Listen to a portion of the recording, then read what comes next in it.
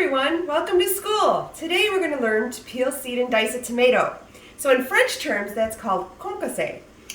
So what you're going to need to do it is you're going to need a slotted spoon, you're going to need a chef's knife, and you're going to need a paring knife.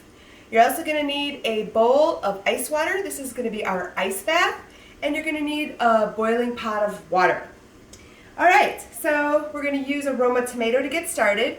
You're going to grab your paring knife and you're going to put a nice shallow crosshatch in the top of your tomato.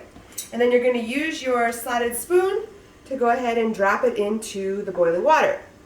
Now it's going to be in the boiling water for about 30 to 45 seconds.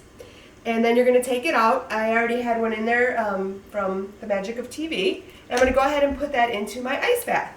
Now, the reason I'm putting it in here is our goal is not to cook the tomato. We're just trying to loosen the skin so we can take it off and do our peel, seeding, and dicing. So again, with TV magic, I have my tomato that I've taken out of the ice bath. This is another one of those things where we're just cooling it off and then you want to take it out right away. We're not trying to get it soggy. Get this one out of here. That one in our ice bath. Alright, so we've got our tomato here, and you can see the skin's kind of loosened up around the cross hatching. I'm going to go ahead and now peel it right off.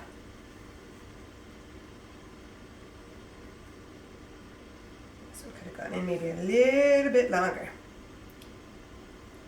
If you have a little bit that are still hanging on there, you can just use your paring knife and it'll come off real easy for you. You want to make sure to leave behind as much of the flesh of the meat that you can. Could have let this one in just a little bit longer and we would have had the skins peel off much more gently.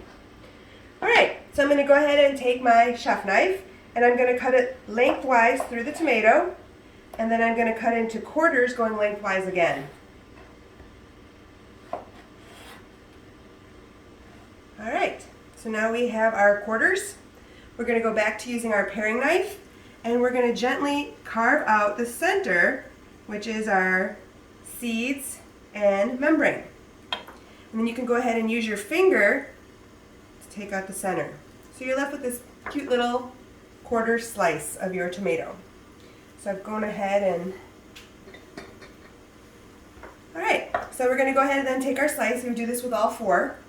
And then we're going to go ahead and flip it over using our chef knife, holding it like this so we have a real good grip on it and more control with our knife. We're going to go ahead and cut this into strips. And remember, you can use your finger as a guide. Our fingernail is about 1/2 of an inch. If you want to do half than that, just kind of use it as a guide for half of your fingernail. And you're going to go ahead, I'm going to do 1/4 inch slices.